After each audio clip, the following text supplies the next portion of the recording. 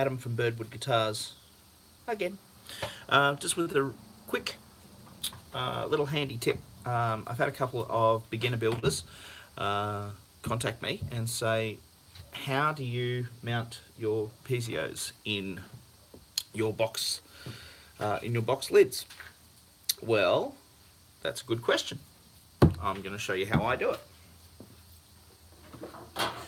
Now this way will work for rod piezos, however you want to say it, and disc piezos as well. I predominantly use disc. It's not that I don't like rod piezos.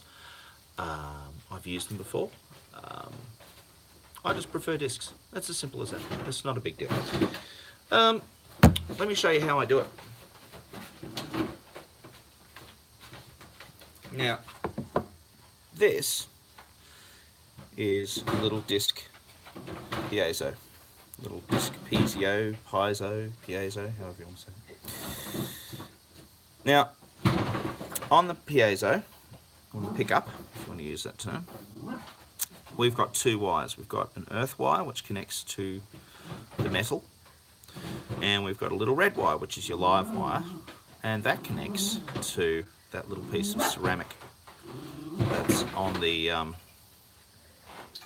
that's attached to the metal. And of course we get a signal when these two materials interact, usually with vibration, with your voice, or with when it's attached to something and movement is made. So it basically transfers vibrations into your amplifier as a electrical signal, in layman's terms. Now, if I was to sandwich, okay, there's a couple of different ways that people make them, attach them to the neck.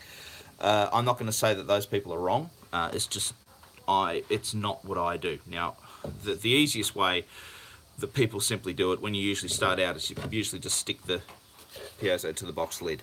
All right, I hate that. I'm sorry, I do. I hate it. It's just, I've never had success with it, ever. And I've never, every single time I've done something like that, I've gotten a tinny, horrible, thin, disgusting tone.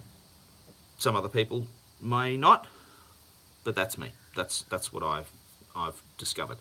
So I do not stick the piezo just simply to the lid and let it go at that. Okay, it's not what I do. Now, and the reason I don't do it is because I've spoken to people like Justin Johnson, Mike Snowden, and John Nickel, and listen to them. You know, I did it when I was doing the podcast. It sounds like I'm not doing it anymore. I am doing it. I'm just taking a break while the business is taking off. Both of those individuals, Mike Snowden and John Nickel, use a process by which they basically sandwich the piezo in between the box lid and the neck itself. I know Mike Snowden from videos that I've seen, whether or not he's still doing this I'm not too sure, does not cut a recess into the neck and create a cavity between the lid and the neck. I don't do that either.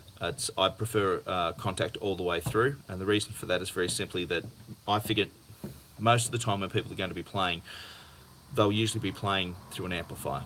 All of my cigar box guitars are built to be played through an amplifier. I don't do any acoustic ones. So the idea is basically to send as much vibration through the body into the piezo pickup when I'm using a piezo, and then from there to the amplifier. That's the way I figure it out, and that's the way I've done it. I'm not saying other people are wrong. It's just this is the way I do it. So if you want to do what I'm doing, that's cool. If you don't, then that's perfectly okay too. I'm just here to just little service. All right. So basically, there's two different ways of doing it. Number one, I do box guitars as well, where I use ply, marine ply, to act as the box. I use boxes for some of my builds, and I use obviously cigar boxes for other builds. Now this one's basically set up at the moment, so just give you a bit of an idea. This hasn't been reinforced as yet, but the idea is basically that the neck will sit here in the body, in this case here, and the lid will go over the top and sandwich it in. Just gonna move that light, just get a little bit more natural light there. I hope that's better. Alright, so it'll be like that. Now, if I just get this disc piezo with the little wires soldered on there as they are, and simply jam it in between the neck and the lid, what's probably going to happen is that I'm going to snap the attachments off. They'll break, okay, and that of course renders the piezo completely useless. So a couple of different things. Excuse my desk being a bit of a mess. Things are a little bit insane at the moment, a little bit crazy. So what I do, if I can bring you down here to the mess that is my desk.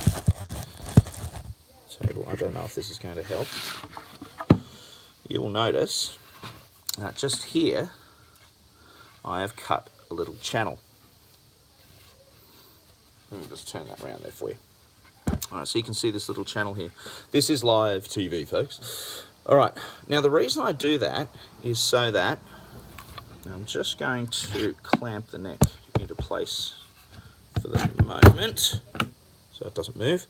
Alright, so the idea is basically that these little solder points aren't going to get sandwiched. So what I do is I fold them down across. You don't have to do it, I suppose. What you could do if you wanted to was just turn them over and do it the other way. Now the reason I'm doing it this way is that the wires have been soldered facing this way.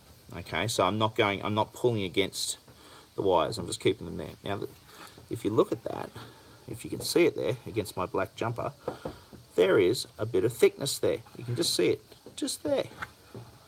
And the idea is that I'll be able to super glue that into the channel and it will sit. And I like to sit mine dead center so that I get an even spread of vibration from the third string or the fourth string, depending on if I use making a 3 or 4 string guitar. And the first, didn't mean to send you for a ride. So what that basically means, and I'll put it back up here again, very technical telly, is we end up with this situation, okay?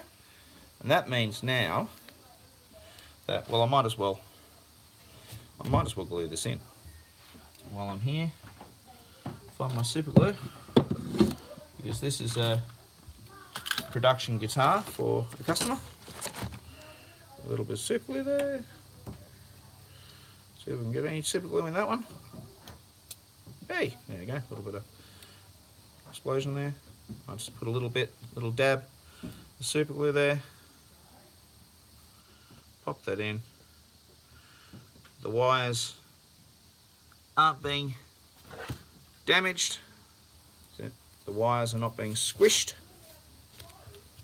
There we go. And I use a little bit of blue tape just to hold it in place while it's drying. There we go. And then that, I will be able to simply, and you can see it there, it will actually come out and not be damaged by the pressure of the bridge pressing down on the disc, because this is a 25.5 inch scale length neck, and this is exactly where the bridge is going to be sitting on the box. I hope that helps. So it's Adam from Birdwood Guitars. Please, if you've got any questions at all, don't hesitate to message me via Facebook at Adam Harrison or Birdwood Guitars and CBGs. If you like what you're seeing here, please subscribe to the channel. I'm going to be doing a lot more off-the-cuff builds like this, I'm going to actually try and do everything live. So, you know, if I stuff up, I stuff up. It's real life. It'll be real life TV, unedited. Me, Prince, or whomever else I'm talking to, it's just going to be us talking shop. Thanks for watching.